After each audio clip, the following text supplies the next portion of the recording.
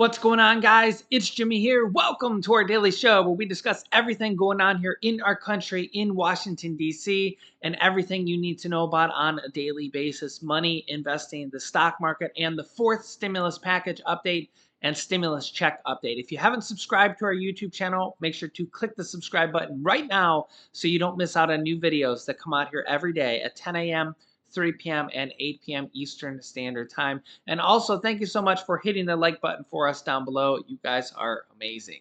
Also, in this video, I'm going to tell you about a new $1,000 per month stimulus program that you might not know about.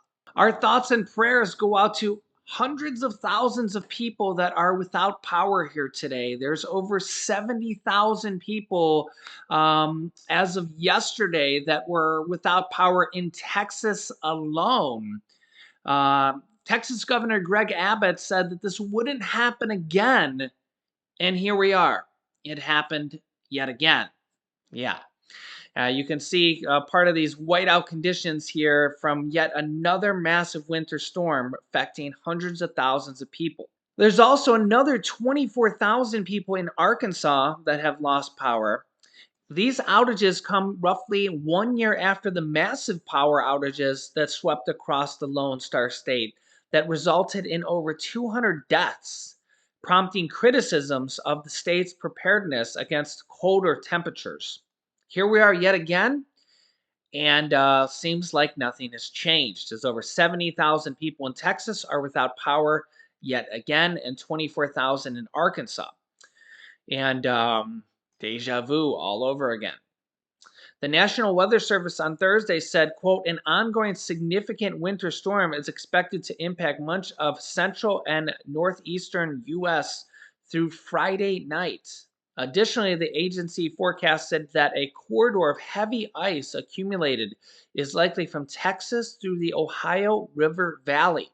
Fannin and Collin County in northwestern Texas received the highest amount of freezing rain and ice overnight. Several roads in Texas are covered in ice and sleet, and where the conditions would not improve despite the precipitation letting up due to continued cold temperatures and cloudy skies.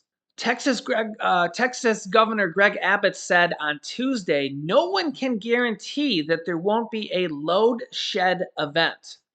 But what we will work and strive to achieve, and what we're prepared to achieve, is that the power is going to stay on across the entire state. Well, that didn't happen. In a statement on Wednesday, the Texas Public Utility Commission Chairman Peter Lake said, from Texas, the grid is ready and the lights will stay on for Texans. So my thoughts and prayers go out to everybody dealing with these winter storms. Let's hope that nobody dies this time around because, we're all family here. Let me know how it is for you. I know that everybody's dealing with this all the way down to Texas and Florida.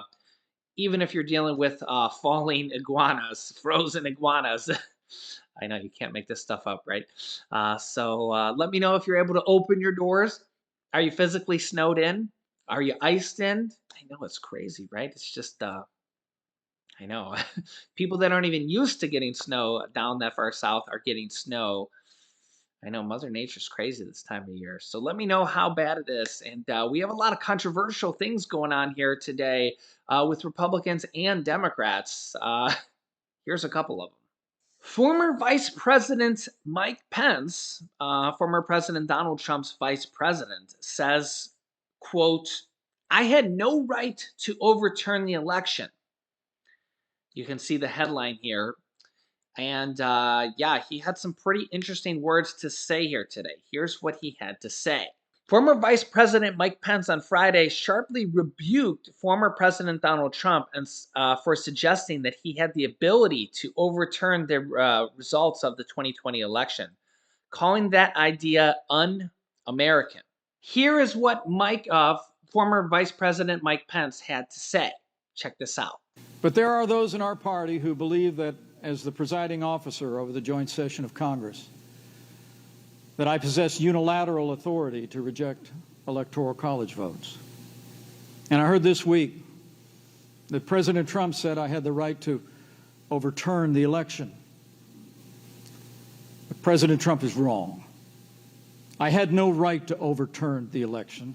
The presidency belongs to the American people and the American people alone. And frankly, there is no idea more un-American than the notion that any one person could choose the American president. Under the Constitution, I had no right to change the outcome of our election. And Kamala Harris will have no right to overturn the election when we beat them in 2024.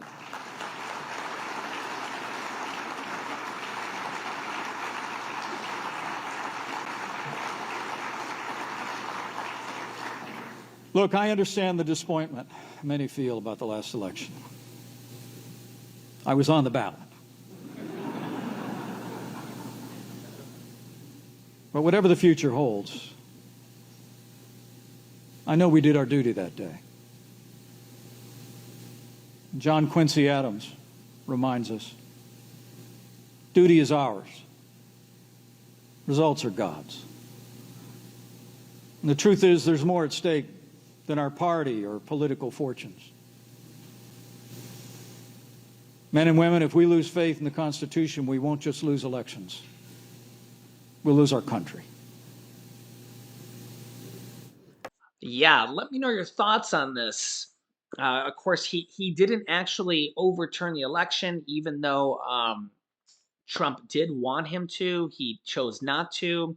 Let me know your thoughts on his words. Is this kind of consistent with how Pence acted and kind of what he wanted to do? Do you think if Trump decides to run again, will he choose Pence to be his running mate as vice president? Do you think that Pence will try to run as president? Do you think Trump will choose him? Yeah, let me know your thoughts and let me know what you think about Pence's words. Very, very interesting. And then former Vice President Mike Pence criticizes Biden's pledge to nominate a black woman to a Supreme Court, saying that he's basically only going to nominate black women and then pick from there. We've seen some other people say this as well, that maybe he should have chose from everybody and then from there chosen a black woman and saying, oh, there he found the best candidate and it was a black woman, instead of only choosing from a pool of black women. And you could let me know your thoughts on this here in the comments. And you heard what Vice President Mike Pence had to say. Yeah, it is a, I mean, again, you can let me know your thoughts here. Of course, everybody has their own opinion, but this is what President Biden has chosen to do. So yeah, some very kind of interesting, controversial things going on here in our in our society here right now. Also, the Republicans are up to a lot of different things here today. We also have this. The Republican National Committee votes to censure two of their own, Liz Cheney and Kinzinger, today. Yeah, the Republican National Committee on Friday chose to censure two of their House representatives, Liz Cheney and Adam Kinzinger, over their criticism of former President Trump and their participation in the special House investigation and voting against him in the January 6th votes. The resolution that censured Cheney and Kinzinger said the two lawmakers are participating in, quote, persecution of ordinary citizens engaging in legitimate political disclosure. Say that 10 times fast. By sitting on the January 6th panel, which was convened last year by Speaker Nancy Pelosi.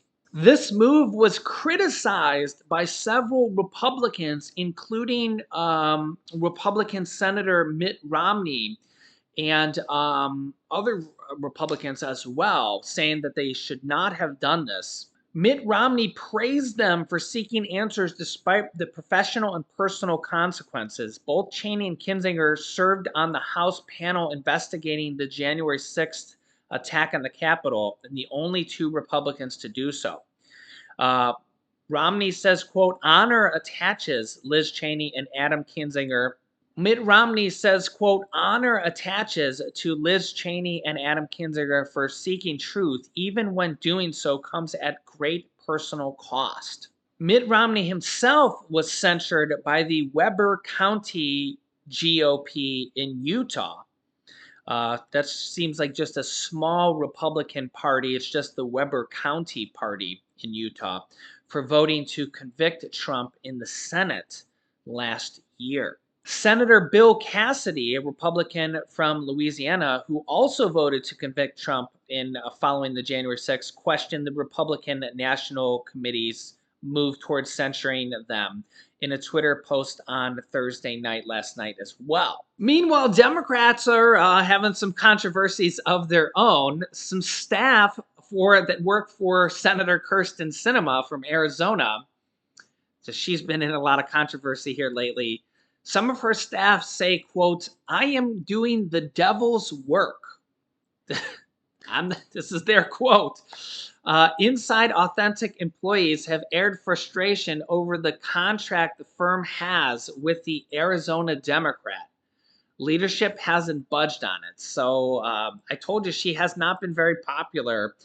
And even her own people have withdrawn from working with her, and her own sponsors and donors are withdrawing from working with her.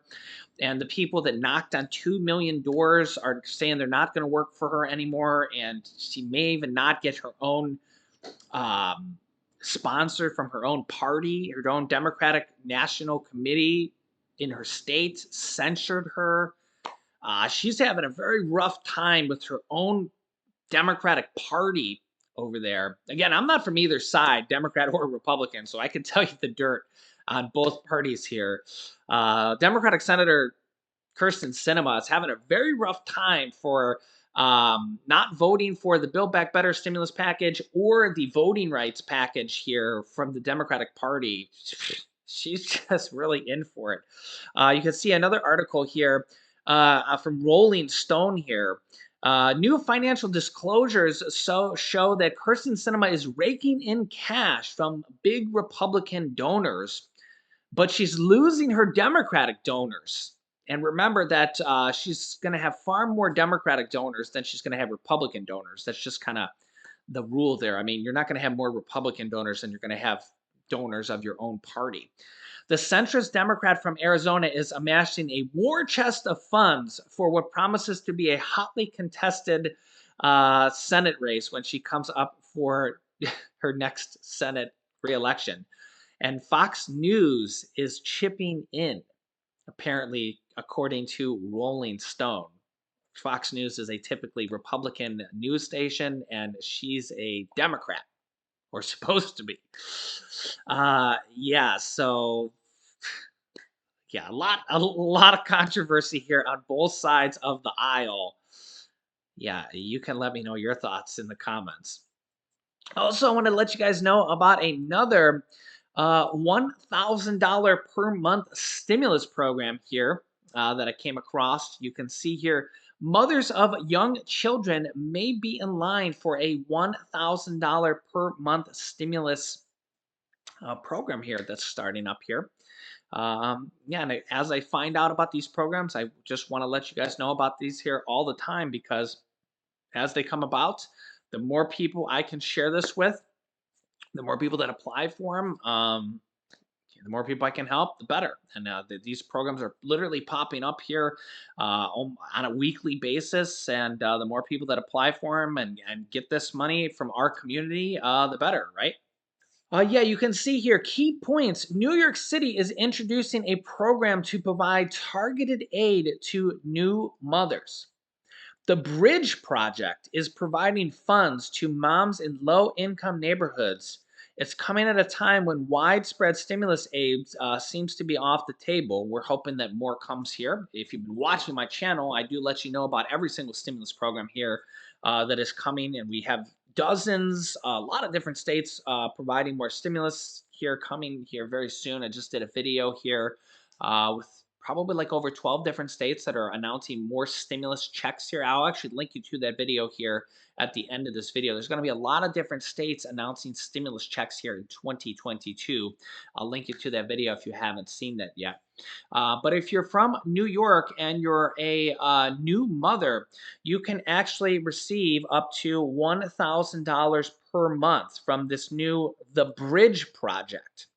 So you want to Google that here and apply for that if you haven't heard from that. They're now I think this it's now probably taking applications. So potential $1,000 stimulus per month. So definitely check that out here after this video. Because if you apply and you're accepted, $1,000 per month is $12,000 a year. That's pretty amazing. So yeah, I will keep up to date as we find out about all sorts of different programs like this popping up all across our country.